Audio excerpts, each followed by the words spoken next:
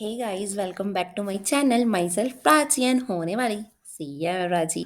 Guys आज हम लोग डिस्कस करने वाले हैं कॉस्ट अकाउंटिंग ऑडिट के स्टैंडर्ड्स। गाइस ये ऑडिट के स्टैंडर्ड्स है, ध्यान रखिएगा।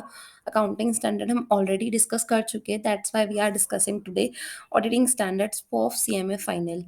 ठीक है गाइस, तो चलो वीडियो को स्टार्ट करते हैं, लेट्स गेट स्टार्टेड। गाइस जो हमारा कॉस्ट ऑडिट स्टैंडर्ड है उससे आपको क्या समझ में आता है? तो गाइस ऑडिटिंग स्टैंडर्ड्स हमको ये समझ में आता है कि how to do audit and guidance, और किस टाइप से करना चाहिए एक यूनिफॉर्म तरीके से। गाइस क्योंकि ऑडिट एक आर्ट है कोई भी काम करने का, तो गाइस आर्ट तो डिफर हो सकता है ना पर्सन टू पर्सन।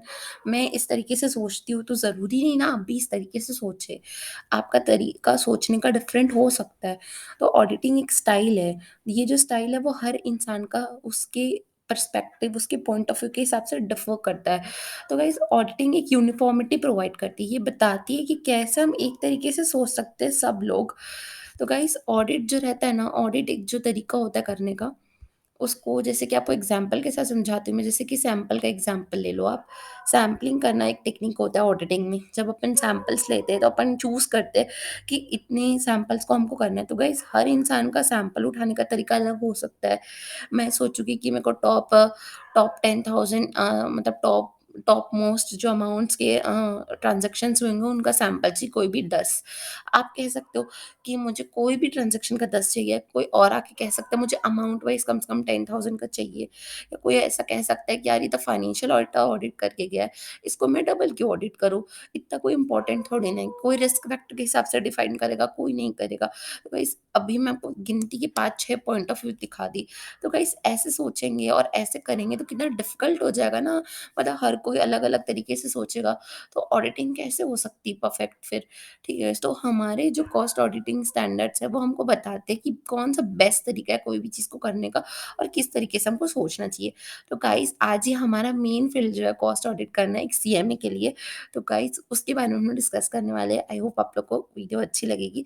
चलो देखते हैं गाइस, हमारे स्टडी मैथ से मैंने कंटेंट लिया है कुछ-कुछ हेडिंग्स वगैरह।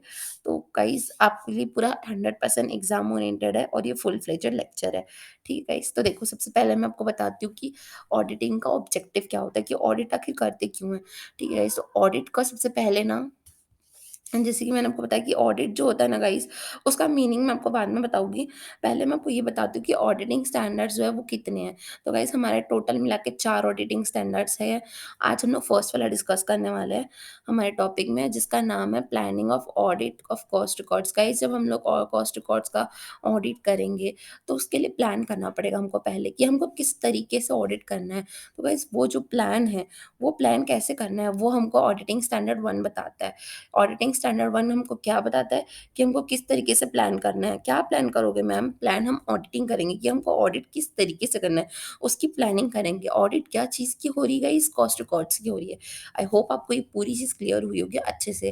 देन गाइस मैं आपको ऑब्जेक्टिव समझाती हूँ। तो देखो ऑब्जेक्टिव क्या रहेगा कि हमको प्लान करना है। कैसा प्लान होना चाहिए? हमारा प्लान एकदम इफेक्टिव और एफिशिएंट होना चाहिए। इफेक्टिव और एफिशिएंट मतलब कम से कम रिसोर्सेज में हम ज़्यादा से ज़्यादा कवर कर पाए एरिया को, और एफिशिएंट मतलब टाइम जो रहेगा हमारा टाइम, टाइम वो एकदम कम से कम टाइम में हमको इफेक्टिवली सारे काम करना है। ऐसे नहीं कि टाइम है मतलब कभी भी कितना भी कर सकते हैं। हम लोग को रूल्स के अकॉर्डिंग, कंपनी रूल्स के अकॉर्डिंग 180 डेज़ मिलते हैं ऑडिटिंग करने के। एंड गाइस अपन को कम टाइम भी बोल सकती है, अगर कंपनी चाहे तो कह सकती है कि इतने कम टाइम पे आपको निपटाना ही है ऑडिट। तो गाइस अपन को पास टाइम तो हमेशा लिमिटेड ही रहेगा। तो गाइस उसके अकॉर्डिंगली हमको प्लानिंग क्या सोचना है।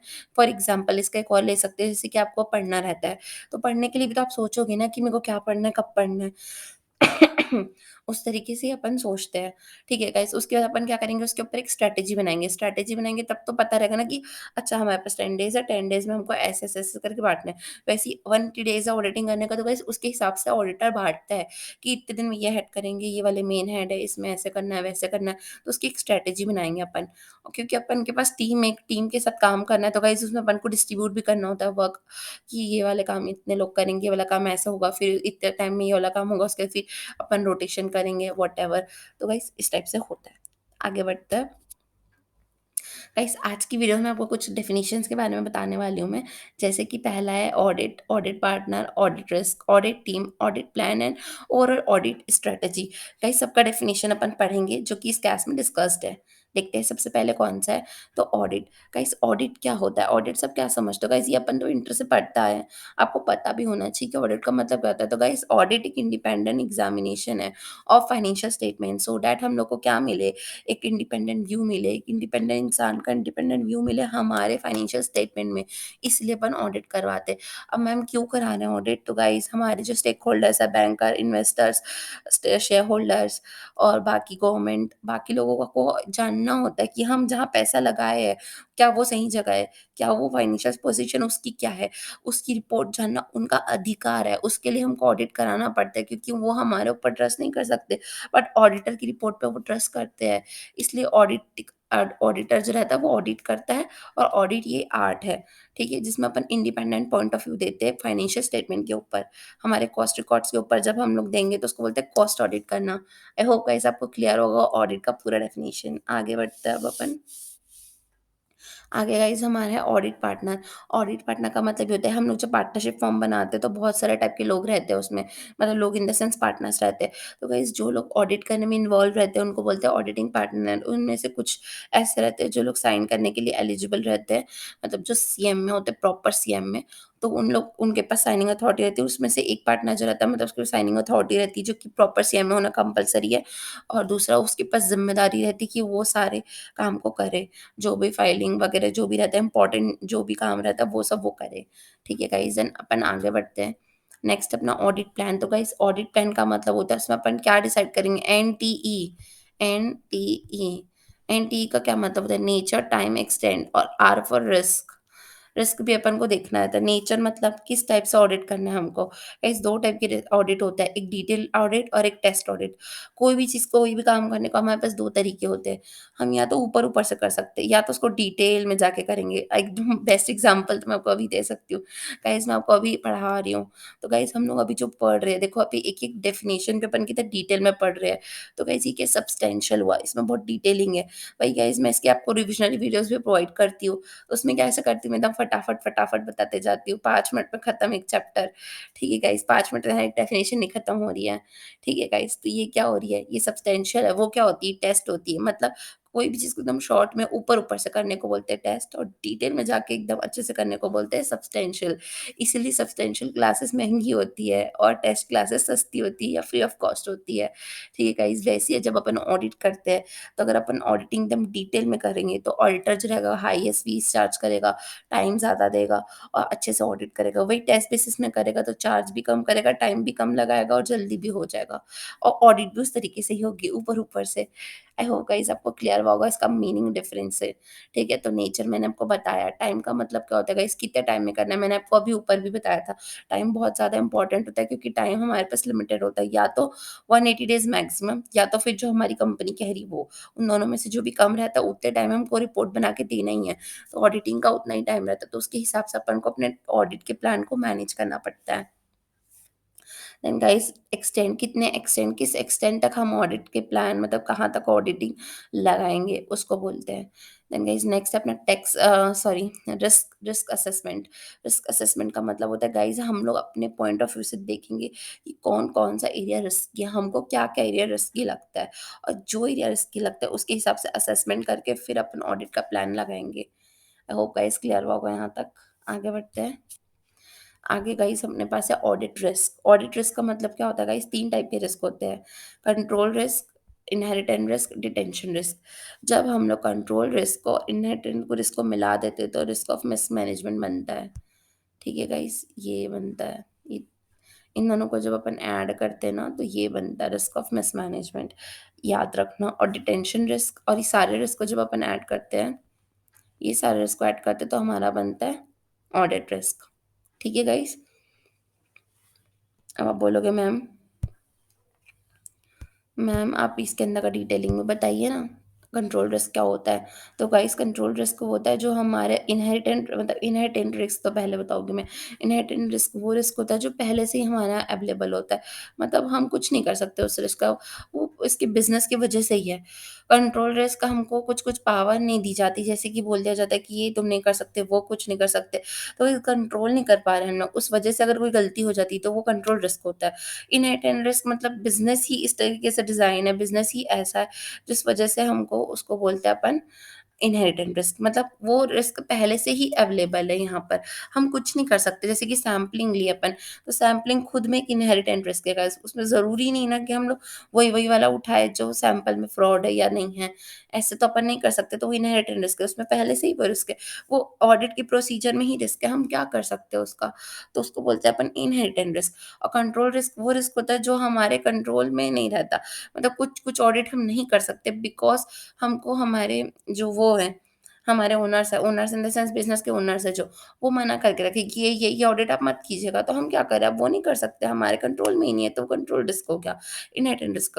रिटेंशन रिस्क वो रिस्क होता है जिसमें अपन डिटेंशन नहीं कर पाते, मतलब हम पहचान नहीं पाते कि ये है करके, तो उसको बोलते हैं डिटेंशन रिस्क, और सारे को मिला के ऑडिट रिस्क होता है। आई होप गाइज़ आपको क्लियर हुआ होगा यहाँ तक, आगे बढ़ते हैं अब अपन। इसमें से ये जो 2 रिस्क है ना गाइज़, याद रखना, ये दोनों रिस्क को अपन कहते हैं, क्या कहते हैं? रिस्क ऑफ मिसमैनेजमेंट, ठीक है? देन गाइस नेक्स्ट अपना ऑडिट टीम है। तो ऑडिट टीम का मतलब होता है number of members in our team, मतलब जितने भी मेंबर्स होते हैं ना गाइस, ज़रूरी नहीं कि हर कोई क्वालिफाइड सीएमए हो। इसमें कुछ आर्टिकल्स होते हैं, कुछ क्वालिफाइड सीएमए होते हैं और कुछ ऐसे भी होते हैं ग्रेजुएट टाइप्स, जो लोग मतलब काम करना चाहते हैं, भले उनके पास प्रोफेशनल डिग्री है नहीं और ना वो चाहते कि हमारे पास हो। तो वैसे टाइप के लोग भी होते हैं, जैसे उनको बेसिक काम दे देते हैं अपन वाउचिंग वगैरह का। फिर ऑडिटर्स जो सॉरी अपने जो आर्टिकल्स होते हैं, उनको अपन सिखाने के पर्पज़ से उनकी फ़ील्ड का मतलब उनको जितना काम आता है उस हिसाब से दे सकते हैं उनको काम। और एक मेन सीएमए तो रहता ही, जो लीड करता है और देखता है कि सारे काम प्रॉपर हो रहे कि नहीं हो रहे, साइनिंग वगैरह करता है। तो ऑडिट टीम मतलब ऑडिट टीम, समझ गए ना कि एक टीम होती है, इसमें डिफरेंट टाइप ऑफ पीपल होते हैं और सब मिलके काम करते हैं। देन गाइस नेक्स्ट है अपना overall audit strategy. Overall audit strategy में गाइस हम लोग क्या डिसाइड करते हैं कि फाइनली हम लोग कौन-कौन बंदा क्या-क्या काम करने वाला है। लाइक अगर ये हमारी सीएमए फाइनल ये हो चुका है, इनका फाइनल हो चुका है, तो ये क्वालिफाइड सीएमए, तो ये क्या काम करेंगी? अच्छा ये अभी इंटर क्लियर्ड है, तो ये क्या काम करने वाला है? अच्छा ये तो अभी-अभी आए हैं, इनको कुछ नहीं आता, अभी न्यू जॉइनी है, फ्रेशर एकदम, वो क्या काम करेंगे? पूरा काम कितने दिन में हो जाएगा? उसका स्कोप क्या है? कैसे उसको अप्रोच करेंगे, टेस्ट बेसिस में, सब्सटेंशियल बेसिस में, कितने समय लगेगा और क्या रिस्क है उसमें, कौन इन्वॉल्व्ड है, ये सारी चीज़ को जब अपन एक साथ देखते हैं तो उसको अपन बोलते हैं ओवरऑल ऑडिट स्ट्रैटेजी। ठीक है गाइस, अब आगे बढ़ते हैं अपन। हम लोग बहुत ज़्यादा ध्यान से सुनना है गाइस, ये वाला थोड़ा इंपॉर्टेंट है। अपन पढ़ने वाले हैं ऑडिट, ऑडिट प्लान्स। अ, सबसे पहले हम लोग पढ़ेंगे हाउ टू प्लान ऑडिट, एक ऑडिट को कैसे प्लान किया जाएगा। तो गाइस 2 तरीके से अपन प्लान कर सकते हैं, या तो हम ऑडिट से पहले करेंगे कुछ और ऑडिट के दौरान करेंगे कुछ, 2 स्टेज पे होता है। देखो गाइस पहले ऑडिट से पहले कैसे करोगे मैम, ऑडिट से पहले क्या प्लान करना है? तो गाइस सबसे पहले तो आपको ये प्लान करना रहता है कि आपको एक लेटर ऑफ एंगेजमेंट मिले, मतलब आपको उन लोग ऑडिट रखना चाहती कंपनी, उसका वो एक एंगेजमेंट लेटर देती है, ठीक है गाइस? उसको बोलते हैं लेटर ऑफ अपॉइंटमेंट, वो देगी आपको गाइस, उसमें एक रिटर्न रहता है कि हमारा फीस कितना है, हम कितने टेन्योर क्या है, कौन कर रहा है ऑडिट और क्या-क्या काम हम कर सकते हैं, क्या काम हम नहीं कर सकते, क्या ऑलरेडी ऑडिट हो चुका है, हमारी क्या अथॉरिटी, हमारी क्या responsibility, disclosure, everything related to audit guys, सब कुछ दिया रहता है उस लेटर ऑफ अपॉइंटमेंट में, बहुत ज़्यादा इंपॉर्टेंट डॉक्यूमेंट होता है वो। देन गाइस उसके बाद अपना नेक्स्ट है एथिकल रिक्वायरमेंट। एथिकल रिक्वायरमेंट का मतलब होता है गाइस कि अपन को ना एथिकली कुछ चीज़ को देखना रहता है, जैसे कि कहीं मेरी ऑडिटिंग की 20 कंपनीज़ जो होती है रिक्वायरमेंट, वो तो कहीं फुलफिल नहीं हो गई है, कहीं मेरे पास इस कंपनी के शेयर्स तो नहीं है, कहीं मेरे रिलेटिव इन डेप्थ तो नहीं यहाँ पर, कहीं पे यहाँ पर कुछ गारंटी-वारंटी तो नहीं दिया मैंने। तो गाइस जितनी भी डिस्क्वालिफिकेशन और बाकी चीज़ें हैं, वो सबको अपन एक बार खुद से चेक कर लेते हैं, सो दैट गाइस ये एक एथिकल मैनर है, ये एक अच्छा मैनर है खुद से, ये अच्छा जेस्चर है कह सकते हैं। हमको बताना पड़ता है एज़ अ ऑडिटर कि हाँ, हम ये सारी चीज़ों में कहीं पे भी इन्वॉल्व नहीं हैं और हम एकदम ऑडिट करने के लायक हैं। हाँ, वही खुद से अपन देखते हैं, उसको बोलते हैं एथिकल रिक्वायरमेंट। देन गाइस अपना वही है नेचर, टाइम और एक्सटेंड ऑडिट का। जब अपन ऑडिट करते रहते हैं ना ड्यूरिंग, तब अपन ये प्लान करते रहते हैं, अच्छा ये नेचर का करना है, अब इतने टर्म में करना है, क्योंकि इस ऑडिट करते-करते भी अपन को कुछ चीज़ रियलाइज़ होती है। देन अपन गाइस प्लान में तो चेंजेस आ सकते हैं ना हल्का-फुल्का, तो वही नेचर, टाइम और एक्सटेंड। देन गाइस जो भी अपन नेचर, टाइम और एक्सटेंड रहता है ना, उसका एक डॉक्यूमेंट बनाना ज़रूरी है। क्यों मैम? क्यों बनाना ज़रूरी है? क्या फ़ायदा इसको बनाने से? तो गाइस अगर आपके पास डॉक्यूमेंट बना हुआ रहता है ना, तो आपके पास एक प्रूफ़ रहता है, पहली बात तो प्रूफ़ रहता है लिखित रहने से, ठीक है? या और उसके बाद फिर गाइस रिमाइंड के लिए बहुत ईज़ी रहता है कि इतने-इतने दिन में ये काम करना था हमको, तो लिखा रहता है तो प्रॉपर रहता है, सब चीज़ें एकदम सीक्वेंस में हो पाती है। उसके बाद गाइस बहुत ज़्यादा इम्पोर्टेंट है एक्सेप्टेंस प्रोसीजर। एक्सेप्टेंस प्रोसीजर का मतलब होता है गाइस हमको एक्सेप्ट करना पड़ेगा जो भी हमारा काम है, और जो हमारा कंपनी का ओनर है, मतलब जो मैनेजमेंट है, उनको भी एक्सेप्ट करना पड़ेगा कि यहाँ पर ऑडिट हो रहा है और ऐसा हो रहा है करके। प्रोसीजर जो भी हो रहा है गाइस उसको एक्सेप्ट करना पड़ता है, ठीक है? देन गाइस अपन को क्या करना पड़ेगा, मतलब जैसे कि आप बोलोगे मैम एक्सेप्टेंस प्रोसीजर क्लियर नहीं हुआ उतने अच्छे से, तो देखो गाइस ऐसे कह सकते हैं कि जैसे कि ना मैनेजमेंट कुछ कह रहा है, एक्स वाई ज़ेड वो कुछ भी कह रहा है, ठीक है? तो गाइस उसको उसको ऐसे वो बोल देगा तो थोड़ी ना मान लेंगे। कल कुछ हो जाएगा तो हमारे ऊपर आएगा ना कि ऑडिटर तो तुम थे, तुम ज़िम्मेदार हो इस बात के। तो गाइस हमको वो चीज़ एक्सेप्ट करनी पड़ेगी कि नहीं, हम ज़िम्मेदार नहीं थे, उसके लिए ज़िम्मेदार के लिए हमको एक अपने लिए डिफेंस बनाना पड़ेगा। तो डिफेंस कैसे बनाएँगे? तो गाइस एक पेपर लो, उस पे लिखो मैनेजमेंट में ये कहा था और मैनेजमेंट से साइन करवा लो उस चीज़ पे। मैनेजमेंट साइन कर देगा तो वो एक्सेप्ट कर ले वो चीज़ को। अब गाइस कुछ भी होने से हमारी ज़िम्मेदारी नहीं है, हम दिखा देंगे हमारा प्रूफ़ है हमारे पास। ठीक है गाइस, समझे? अब आगे बढ़ते हैं अपन प्रीवियस ऑडिटर कम्युनिकेशन। गाइस इसमें ना अपन कम्युनिकेट करते कस कटसी लेटर भेजते हैं ऑडिटर को, पुराने वाले को, उनसे पूछते हैं कि आपने क्यों ऑडिट छोड़ दी? आप क्यों नहीं करना चाहते? तो गाइस बहुत सारे रिस्पॉन्स आ सकते हैं उनसे, जैसे कि वो ये कह सकते हैं कि ड्यू टू हेल्थ इश्यूज़, या तो हो सकता है उनकी 20 कंपनीज़ हो गई होगी, या तो कूलिंग पीरियड चल रहा होगा, या तो वो ये भी कह सकते हैं कि जो मैनेजमेंट है वो बदमाश है, वो हमारे काम हमको इंडिपेंडेंटली नहीं करने देता, या हमारी फीस टाइमली नहीं पे करता। तो गाइस ये सब जो रहता है प्रीवियस ऑडिटर कम्युनिकेशन से हमको क्लियर होता है। तो ये बहुत इंपॉर्टेंट है और ये हर ऑडिटर को करना ही चाहिए। ठीक है, रेगुलेशन उसके जो होते हैं वो जैसे कि सेबी के रेगुलेशंस, लॉ के रेगुलेशंस, कंपनीज़ एक्ट के रेगुलेशंस, वो सारी चीज़ को फॉलो करते हुए अपन को ऑडिटिंग करना है। उसके बाद गाइस रिप्लाई लिख दी हूँ मैं भूल से, ये रिलाई होगा, rely on financial auditor work. मतलब गाइस फाइनेंशियल ऑडिटर जो रहता है, जो अपना स्टैट्यूटरी ऑडिटर रहता है, वो आता है, अपना काम करके जाता है। तो गाइस वो बहुत सारी चीज़ को ऑडिट करके जा रहता है।